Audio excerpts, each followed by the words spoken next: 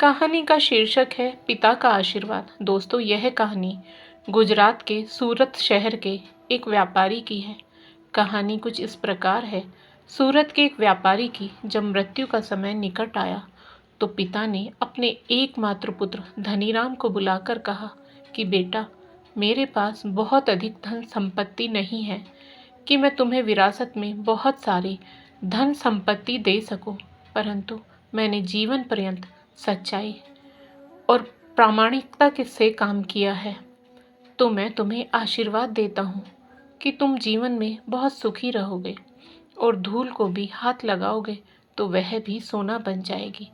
बेटे ने सिर झुकाकर पिताजी के पैर छुए।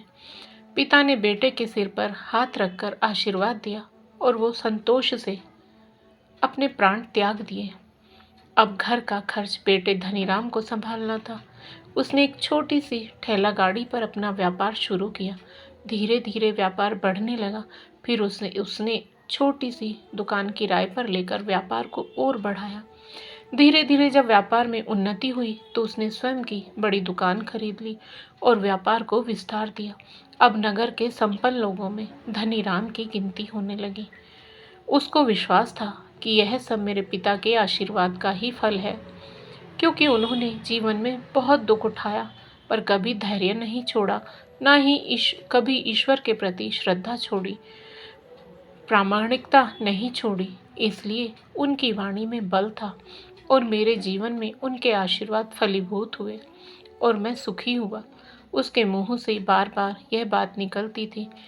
एक दिन एक मित्र ने पूछा, तुम्हारे पिता में इतना बल था तो वह स्वयं संपन्न क्यों नहीं हुए, सुखी क्यों नहीं हुए? धनीराम ने कहा, मैं पिता की ताकत की बात नहीं कर रहा हूँ, मैं उनके आशीर्वाद के ताकत की बात कर रहा हूँ।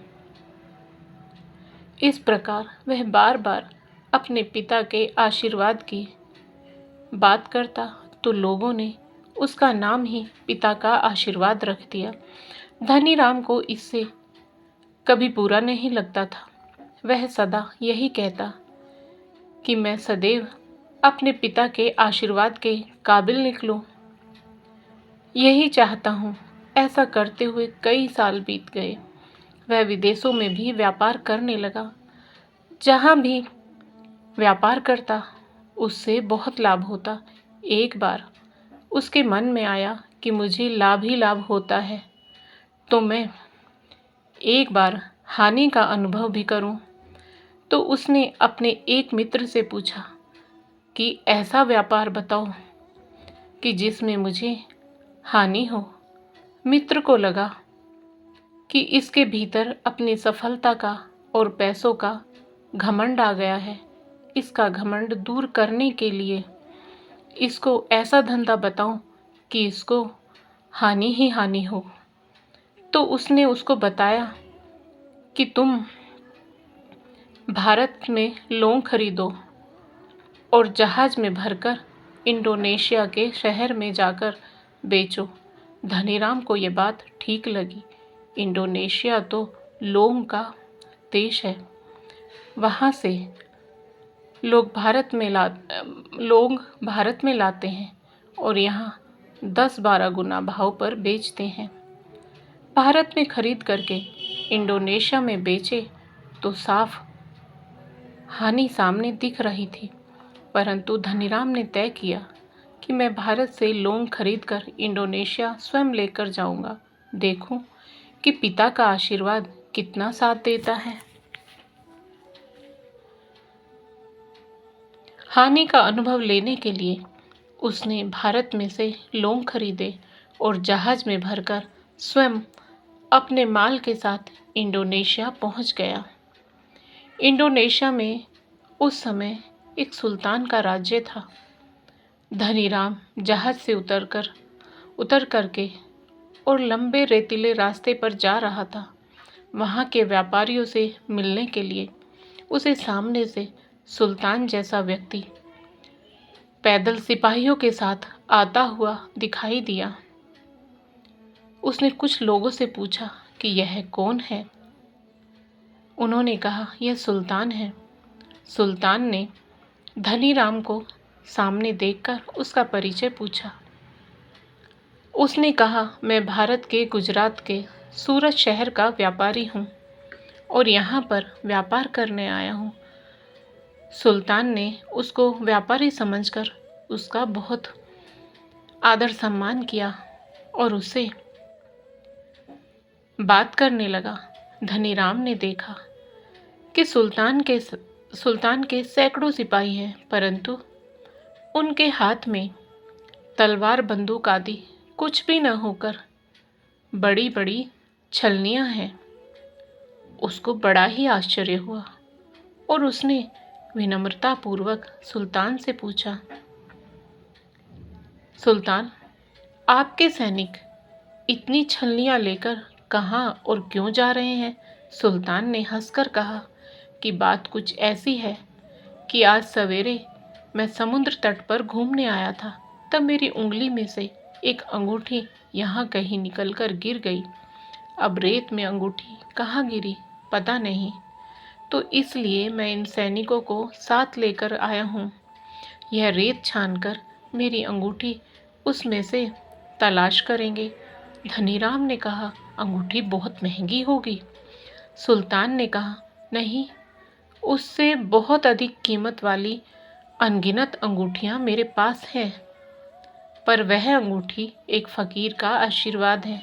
मैं मानता हूँ कि मेरी सल्तनत इतनी मजबूत और सुखी उस फ़कीर के आशीर्वाद से ही है, इसलिए मेरे मन में उस अंगूठी का मूल्य सल्तनत से भी अधिक है। इतना कहकर सुल्तान ने फिर पूछा, अब बोलो सेठ, आप क्या माल लेकर आए हो?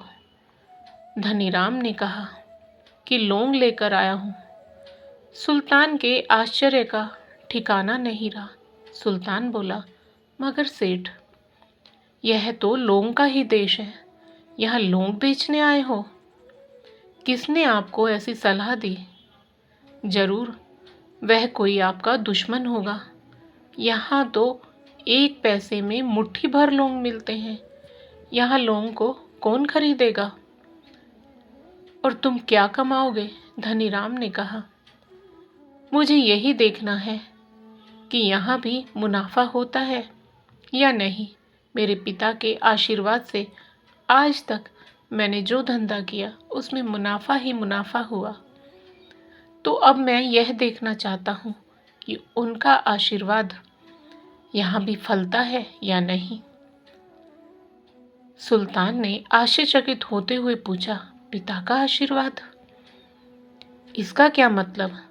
धनीराम ने कहा, मेरे पिता सारे जीवन ईमानदारी और प्रामाणिकता से काम करते रहे, परंतु धन नहीं कमा सके। उन्होंने मरते समय भगवान का नाम लेकर मेरे सिर पर हाथ रखकर आशीर्वाद दिया था कि तेरे हाथ में धूल भी सोना बन जाएगी। ऐसा बोलते बोलते धनीराम नीचे झुका और जमीन की रेत से एक मुट्ठी भरी और सम्राट सुल्तान के सामने मुट्ठी खोलकर उंगलियों के बीच में से रेत नीचे गिराई, तो धनीराम और सुल्तान दोनों का आश्चर्य का पार नहीं रहा जब धनीराम के हाथ में एक हीरे जड़ित अंगूठी दिखाई दी। यह वही सुल्तान की गुमी हुई अंगूठी थी। अंगूठी देखकर सुल्तान बहुत प्रसन्न हो गया। बोला, वाह खुदा, आपकी करामात का पार नहीं। आप पिता के आशीर्वाद को सच्चा करते हो। धनीराम ने कहा, सुल्तान, फकीर के आशीर्वाद को भी वही परमात्मा सच्चा करता है। सुल्तान बहुत खुश हुआ। उसने धनीराम को गले लगाया और कहा, मांग सेठ, आज तू जो मांगेगा मैं दूंगा। धनीराम ने कहा, आप 100 वर्ष तक जीवित रहो और प्रजा का अच्छी तरह से पालन करो, प्रजा सुखी रहे, इसके अलावा मुझे कुछ नहीं चाहिए। सुल्तान और अधिक प्रसन्न हो गया। उसने कहा, सेठ, तुम्हारा सारा माल मैं आज खरीदता हूँ और तुम्हारे मुंह महंगी कीमत दूंगा। सुल्तान ने कहा, पिता का आशीर्वाद तुम्हारे साथ है तो दुनिया की कोई ताकत कहीं भी तुम्हें पराजित नहीं होने देगी। दोस्तों, पिता और माता की सेवा का फल निश्चित रूप से मिलता है। आशीर्वाद जैसी कोई और संपत्ति नहीं है। बालक के मन को जानने वाली माँ और भविष्य को संवारने वाले पिता, यही दुनिया के दो महान ज्योतिषी हैं। अपने बुजुर्गों का सम्मान करें, यही भगवान की सबसे बड़ी सेवा है। दोस्तों, आपको आज की कहानी कैसी लगी, कृपया कमेंट करके अवश्य बताएं। और यदि आपको कहानी पसंद आई हो तो कहानी को लाइक करें, शेयर करें और साथ ही एक और कहानी चैनल को सब्सक्राइब करें। फिर मिलेंगे दोस्तों एक और नई कहानी को लेकर। तब तक आप अपने परिवार के साथ हंसते रहिए, मुस्कुराते रहिए, खुश रहिए। राधे राधे प्यारे दोस्तों।